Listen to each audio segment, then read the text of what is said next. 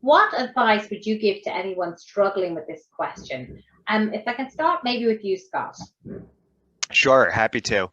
And I agree. It's definitely a difficult question, especially during a pandemic when there's a lot of uncertainty. Maybe you're really happy performing well in your role, and it's just difficult to figure out if you're willing to take that risk at this time. What I would say, my best advice is it's always a good time to keep your ears open to what's going on out there. You hear a lot about it being a candidate's market. It's a very robust time, and I agree with all of that. I think that the pandemic, while there's been a lot of very difficult things that have gone on, it's also been great from a career perspective. It's opened companies' eyes to a lot of different things. In my world, in financial services and technology has really become front and center. And if you weren't investing in it previously, you definitely need to now. And so that's opened up a lot of opportunities. So I think it's always a good time to listen, and you just have to be thoughtful and selective and make sure that you're really investigating the opportunity, the company, and how you fit in general. Thank you, Scott, for sharing that. And I know, Scott, you're giving us quite a view as well, as you're based in New York, so it's good to hear what's happening in the American side. And Nick, you're based in London, so maybe could you give me some of your thoughts on what's been happening in the market here in Europe? And you're on mute at the moment.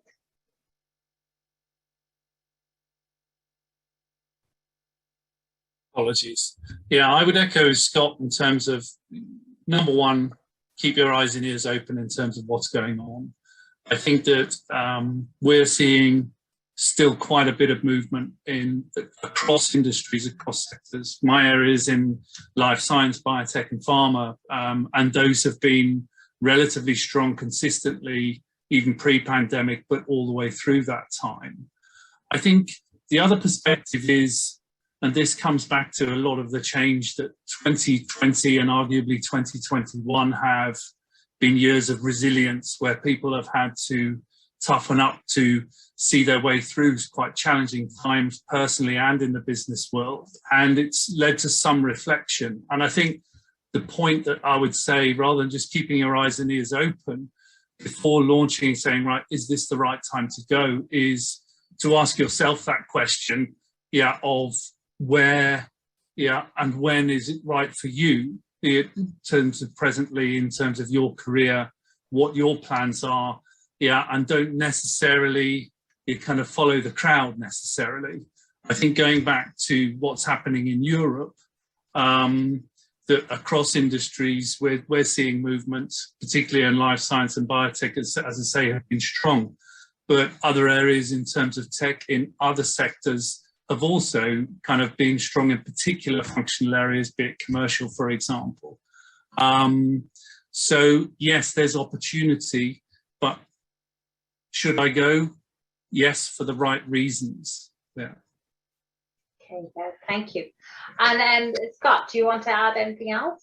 Yeah, I agree with Nick. And the other thing that I would add is just companies are getting smarter as well in terms of their recruiting. So it's not just we're in a great resignation and we're trying to fill seats. It's also about the long-term impact. Are we finding the right cultural fit? Are we finding people that are going to help? So it's a lot more around succession planning and less just filling a gap. So when you think about if now is a good time to stay or go, you need to think about how it fits into the bigger company. What are the career opportunities if you do go? And is it just trying to fill a need, somebody left, or is it really part of the longer term strategic agenda of that company? Thank you. Thank you for sharing that. And Simeon, if I can ask you, considering many organizations now are focused on retaining top talent, how can candidates best present themselves for growth opportunities within their current organization? Yeah, one of the key tenets that I always try to work with clients on is going back to the idea of the value proposition, right? So at the end of the day, the missing puzzle piece, which a current company is going to want you to fill or a new company is going to want you to achieve, is really up to you to decide, right? So in the careers of a lot of my clients, they developed a whole lot of different skills and capabilities. But one of the key things is, what value do you want to sell, right? And if the value that you want to sell, you have a lot of passion for, you have impact for, happens to align with your organization, then that's a great way to stay, because you're going to find ways to shine that way. But in the idea, as Nick was saying, about the reflection process of COVID and enabling people to think about what they really love to do, if you're thinking about your value proposition, you're thinking about your career, as Scott was saying, succession planning, what makes sense for you in the future may not jive with your current organization, right? So I think the best way to present yourself to your organization is you are who you are, right? You can't be someone else. And you present that value, maybe in the form of that particular industry, but certainly letting people know, what puzzle piece are you filling if you stay, right? So I think that's really important, is to think back about your own personal value proposition.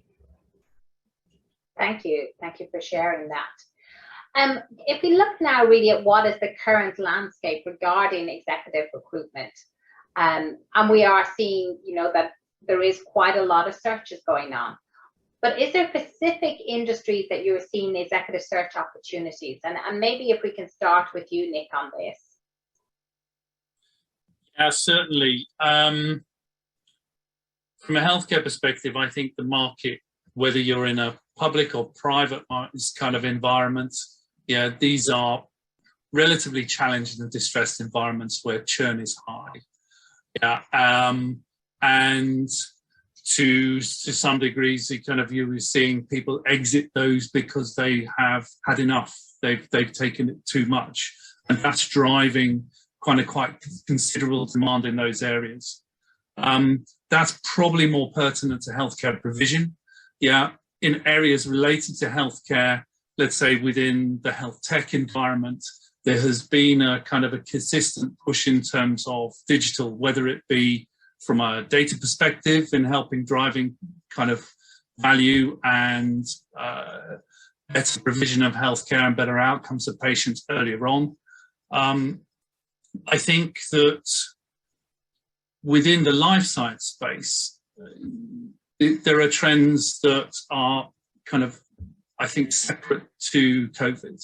And I think that within medtech, for example, and particularly diagnostics, we're seeing a more pharma-like kind of business emerging from the diagnostic providers, where they are looking at the products that they provide as less of a commodity to more of a strategic proposition, and enabling them. So I have seen, particularly in the R&D side, but also commercial side, a move to diagnostics.